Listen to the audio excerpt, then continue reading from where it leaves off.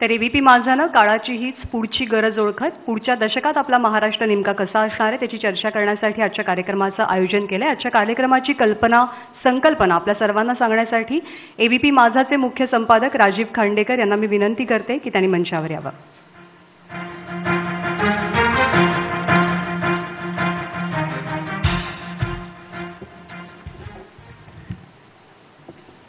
नमस्कार। आपल्या सगळ्यांचं स्वागत करताना मला खूप आनंद होतोय। आज खरं तर हा एक वेगळा योग म्हटलं पाहिजे, योगायोग दुग्धर शर्करा योग की माझाच्या दशकपूर्तीचा हा कार्यक्रम करत असताना आपले मुख्यमंत्री देवेंद्र फडणवीस यांचाही आज वाढदिवस आहे।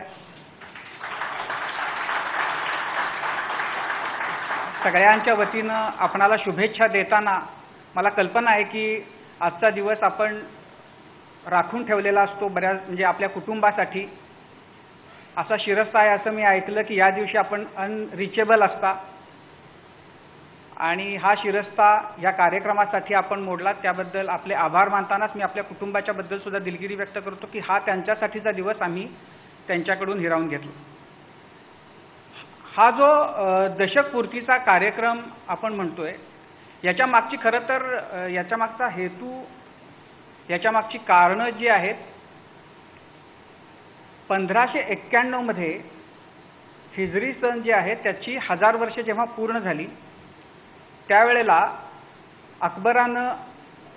शहेनशाह अकबरानं आपल्या सगळ्या दरबारातल्या लोकांना बोलवलं होतं आणि त्यांना असं विचारलं की हिजरी सणाची आता 1000 वर्षे पूर्ण झाली तर आपण काय केलं पाहिजे। आणि मग नंतर त्यांच्याशी विचारमंथन केल्यानंतर त्यांना असं ठरवलं की आपण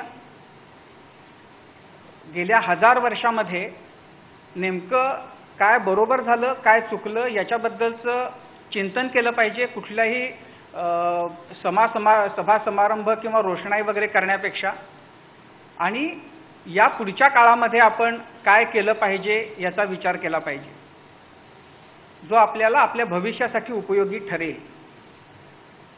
हाच खरं तर अकबराचा जो विचार होता तो माझाच्या निर्मितीपासून मला असं वाटतं की आम्ही बाळगलेला आहे। दशकपूर्ती आज या वेळेला होतीये म्हणून पुढच्या दशकाचं विजन आज मांडावं असं नाही तर माझा सुरू झाल्यापासून आम्ही सातत्यानं उद्याच्या महाराष्ट्राच्या बद्दल आपण काय विचार करतोय वेगवेगळ्या क्षेत्रातली जी आपल्याकडची नेते मंडळी आहेत ती आपल्या क्षेत्राच्या बद्दलचं पुढचं भविष्य कसं बघतायत, त्यांना कोणती आव्हानं दिसतायत, कोणत्या संधी दिसतायत याच्याबद्दलचा विचार आपण केला पाहिजे असं मानून आम्ही माझा 2020 असं अगदी चॅनल सुरू झाल्याच्या दुसऱ्या वर्षापासून कार्यक्रम सुरू केला होता। तेव्हा आम्ही 2020चं महाराष्ट्राचं विजन सातत्यानं मांडण्याचा प्रयत्न करत होतो।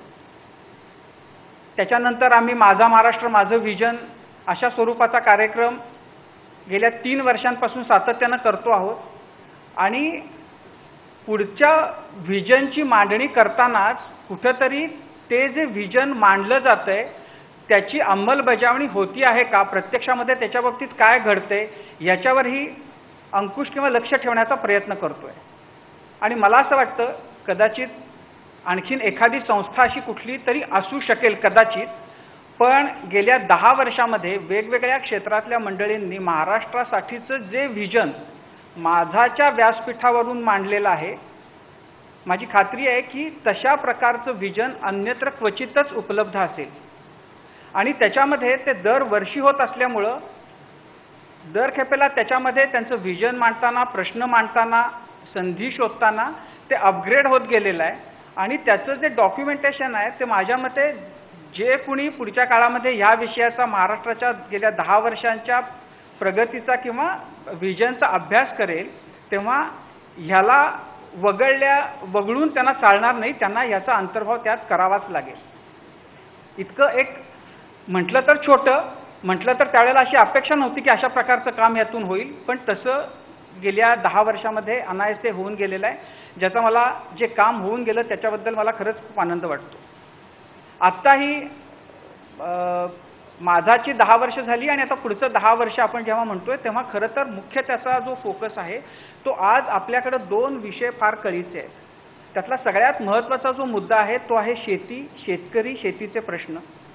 ज्या पद्धतीनं जागतिक बाजारपेठेमध्ये जागतिक वातावरण बदलतंय त्याच्यामध्ये सगळ्यात जास्त होलपट किंवा फरफट होती आहे असं दिसतंय जगभरामध्ये ते शेतीची आणि शेतकऱ्यांची. महाराष्ट्रामध्ये आणि भारतामध्ये शेतकऱ्यांचे शेतीचे प्रश्न आणखीनही वेगळ्या स्वरूपाचे, खूप गहन अशा स्वरूपाचे आहेत. या क्षेत्रामध्ये पुढच्या 10 वर्षामध्ये काय प्रकारची आव्हानं आपल्यासमोर असणार आहेत हा आपण एक या निमित्तानं फोकस आपला ठेवलेला आहे. आणि दुसरा अर्थातच महाराष्ट्रासाठी खास करून आणि देशासाठी सुद्धा जो महत्त्वाचा विषय आहे तो आजचा तरुण.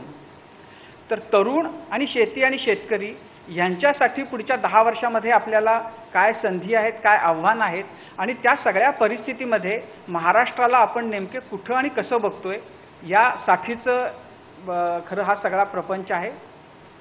या कार्यक्रमासाठी माननीय मुख्यमंत्री देवेंद्रजी फडणवीस आलेले आहेत, माजी मुख्यमंत्री आणि काँग्रेसचे ज्येष्ठ नेते अशोकराव चव्हाण आहेत, राष्ट्रवादी काँग्रेसच्या नेत्या सुप्रिया सुळे असतील, शिवसेनेचे संजय राऊत असतील. ही राजकीय मंडळी झाली. राज ठाकरे महाराष्ट्र नवनिर्माण सेनेचे अध्यक्ष ते असतील. पण त्याच्याबरोबरीनं उद्योग आणि कला विश्वामध्ये ज्याच्याबद्दल ही महाराष्ट्राला खूप उत्सुकता आहे, त्यांच्यामध्ये काय घडतं याच्याही बद्दलचे मोठे परिसंवाद आपण या निमित्तानं करतो आहोत. या कार्यक्रमाला आपण खरं तर आज शनिवार, कुंद पावसाळी हवा आणि आज अमावस्या आपल्या सगळ्यांची लाडकी अशी असतानाही त्या कार्यक्रमाला आपण सगळेजण आलात त्याबद्दल मी आपल्या सर्वांचे पुन्हा एकदा मनापासून आभार मानतो आणि थांबतो. नमस्कार.